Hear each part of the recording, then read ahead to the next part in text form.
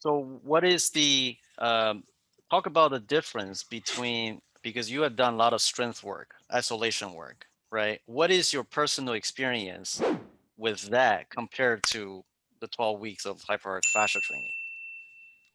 Okay. So I didn't answer one thing in your last question. I'll answer that first, which is what do I like and what I don't like. I like that it is an articulate, simple system, but I don't really even care about any of that.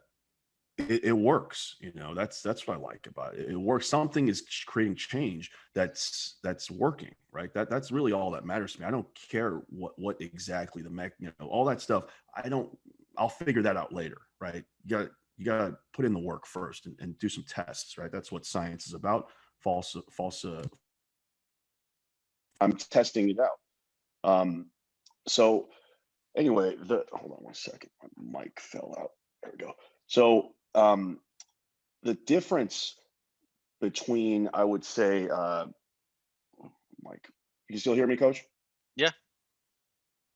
Yep. Okay. So the difference between traditional strength training and the the Hyperarch method that you're using, I mean, there's a lot. The main thing I would say is that this is just the truth, is that I've been doing traditional strength training in myself for a very, very long time, right? So I'm not even going to use my athletes as examples. I'm just going to use myself for now. I'll use my athletes and clients later. I felt over the years that the more I trained, the more I didn't want to train. Like, as in, there were things that were happening that didn't seem right. If I squat, why am I getting more and more pain from squatting? Why is my deadlift causing me to be, debilitated for the next, 2 or 3 days? And I'm not somebody who has bad form or anything. So my, my theory is that there's something internal going on in the kinetic chain that need to be fixed. And I don't, I went to many doctors and people, and none of these people knew what was going on. They theorized, and maybe their interventions worked a little bit for a little bit of time. Maybe I didn't go down that rabbit hole enough, but I tried DNS. I tried a lot of core bracing, core strength, mobility, and a lot of these things just didn't not only didn't work for getting rid of pain, but I would say they almost exacerbated some of my other issues. Like for example, I feel like I was stretching myself into uh, just less athleticism. This is something that some of my more seasoned friends that are strength coaches have always said.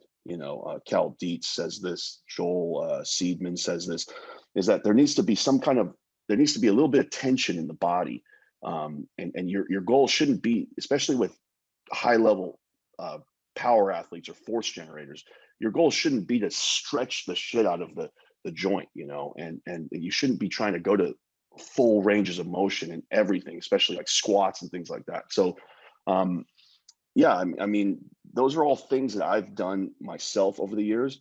And look, if I can't make myself a better athlete, uh, why how could I make somebody else a better athlete? And over the years I have made people better athletes, but a lot of that could just be in spite of my training. Maybe it was just they were so talented and gifted that they could have done 100 burpees a day and got the same results.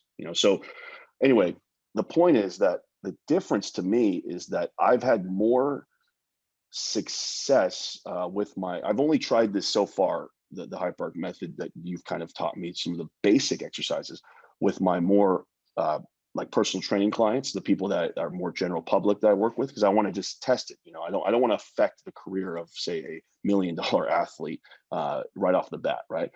So we've done it, and man, I'm telling you, some of my clients who I've been training 5 years, these are just older people in their 50s. They're like clients that they've had an unstable lower body for as long as I can remember. I've tried every intervention, right? But when they do a lunge, when they do a front lunge, when they do a squat, there's just something going on. There's a disconnection of the kinetic chain. As many core, stability, all that stuff that I do, it never really could get to the root of the problem. Maybe I helped a little bit, but one client in particular, it's a woman in her 50s. In the last like 3 months, I've only had her do, Hyperarch hop, jumping the side, and towel curls, and some of the foam rolling the feet stuff. Mhm. And I think I have her do one of the marble exercises that you have. I mean, this is night and day. If I took a video of her squat from what I saw today, I trained her today. If I took a video of what I saw in her squat, actually it was a Romanian deadlift. I saw her Romanian deadlift today, and what I saw her doing 3 or 4 months ago, it's night and day. There's a difference in stability from this one change. That's the only change I added to her program, was I added your stuff in the beginning as a warm up. That's it. And what is your sensation like in your glutes now compared to 12 weeks ago?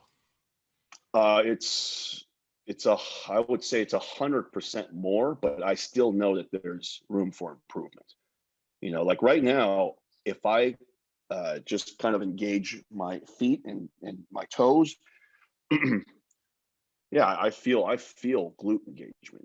It doesn't come from me squeezing my glutes. That's something that didn't exist before with me. I was like, what? But when we first talked about this, I was like, what is this guy talking about? There's no way your feet and your glutes. What are you talking about?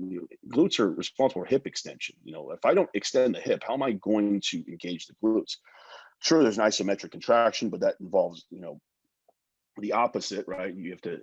It's like posterior pelvic tilt might be able to get there, but I never thought that there was anything to that. I thought that was just voodoo. I was like, it's probably just some weird stuff. But it started coming in, and to the point where when I do jujitsu, my glutes are sore. Right? That's strange. That definitely is not right as far as it's something is happening. Right? It's not a normal thing, Not normal, because right? right. It's not normal. Something is being used that wasn't used before, and that's yeah. I have no other explanation for that. What are you gonna like? What are you gonna tell me? It's just like that something is now being created that wasn't being used before, and I haven't lifted weights in a while. I'm not saying I'll never lift weights, but I just wanted to take 3 or 4 months off just to test your stuff. And man, I Right. am strong right now. I'm strong, and it's not really even about strength.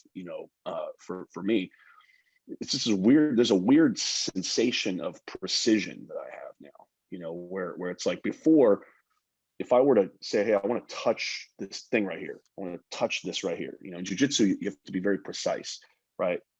It's like before it was a little bit like it's like smudged. I feel like can I do it? It hurts to move like this, but now I just feel a lot more precise. It's like my structure or my foundation is different. When I grab somebody, I just feel a lot more solid, and there's less of just a disconnection of the chain to me. That's what I feel. Mm. And what you don't like about the training? Okay, so I would say it's pretty hard. I don't think it's easy in the sense that I can come up with some pretty easy workouts. But yeah, it's like I told you, when we do the 5 minutes on the Hyperarch hop, the lateral hop. I mean, that's miserable. That's not a good 5 minutes for me. I have to mentally prepare for that, and it's not just boredom or anything. It's like pain. It hurts because in the beginning my calves I don't think were developed for it. So I didn't feel it in my glutes that much, and then now it's everywhere. It's in the calves, and the glutes. I have my students do it. I have my students warm up with the curling and then the rolling of the foot.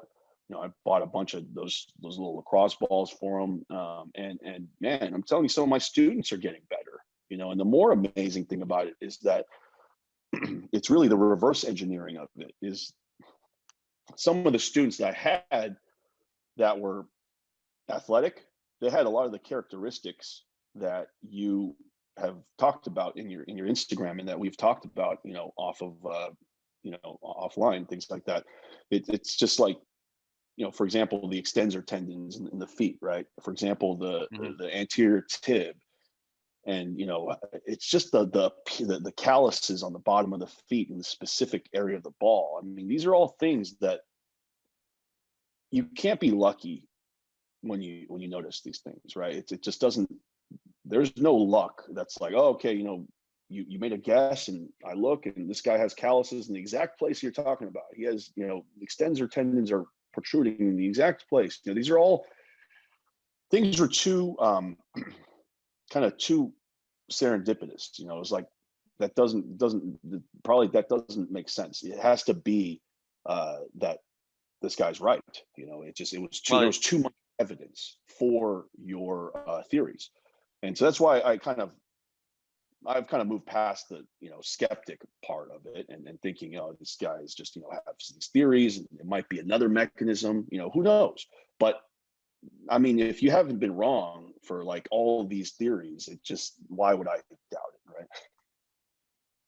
well, I'm glad you extended another 12 weeks. And like, what do you say to those people that are skeptical?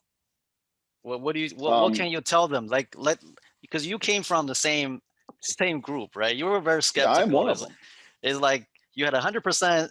You were very skeptic, but you're just rolling the dice. I'm just gonna give this coach Chong a shot. Let me just see what's going on here. What do you say to those people that are equally or even more skeptical than you? Um, I would just say this is that if you're skeptical, try it. Try it. And when I say try it, it's not just like take the exercises and try it on your own. It's pretty difficult to do. I tried on my own, and then when I worked with you, I realized, well, I did everything wrong, literally everything, including just the hops to the side, the hyperarch. I thought that was plyometrics to the side, but it's much different. I would say that, man, it's a deeper conversation, but I think any coach that is closed-minded in the sense that they're going to just not give something the time of day, or shit on it, or put it down without giving some effort to try to understand. I mean, that's just not a good coach. That's at the end of the day, it is what it is. There are people who maybe have their own system and they're fine with it, and they stay in their own lane, and then they do their thing. I don't have any problem with that. But if you go out of your way to kind of be skeptical, overly skeptical, and beyond, without trying something, I mean, do whatever you want, but that's not somebody that I want to be around anyway. So my message is going to be pretty harsh to strength coaches that have that mindset of closed-mindedness, right? I would say that evolve yourself. Change your mindset. You will grow. Your clients will thank you for it. And what's the most you have to lose? It's just give it a shot. I would say to them that I'm not somebody who plays around with the truth. I don't tell lies just purposely. It's one of my things. Is my own integrity is most important. If what I thought, if I didn't believe in the system that you have kind of put in front of me and I've used, I'm not gonna tout it. You wouldn't hear from me. I'm not gonna do it. It's just anybody that knows me knows that I'm not here to play games. And sure, that might not be an objective thing to say, but I just think that coaches that are skeptical, they should try it, or they should ask questions, because being skeptical is not a bad thing. Being skeptical is not bad. You should be skeptical. The problem is when you're skeptical and you close the door on things before you've given them a chance to present their case, or giving them a chance to kind of show you what's up. You're missing out. You could be missing out. Even if you're not missing out, at least you could learn something that you didn't learn. You couldn't learn from something else, right? There's definitely things I've learned from you and your system that weren't even related to your system. Just ways of thinking, even just ways of looking at certain things, right? And so there's a lot of value in just that, in my opinion. It's just that, you know. Yeah, I mean, certainly. I mean, this training, I think it's bigger than both of us combined. I think this training has a lot of potential down the road and has tremendous impact to not only us, but I think to our generation. And I welcome any coach who has, or any university who has the funds to do research, to collaborate with me. And I'm I'm willing to work with anybody. We're not just my organization is not an organization just closing its doors and try to hide everything.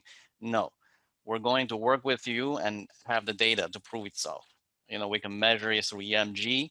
We can measure the grip strength. We can measure the running speed. We can measure the broad jump, and all the stats that all professional organizations use to measure a athlete or a fitness person. We can use it and to measure it after 12 weeks.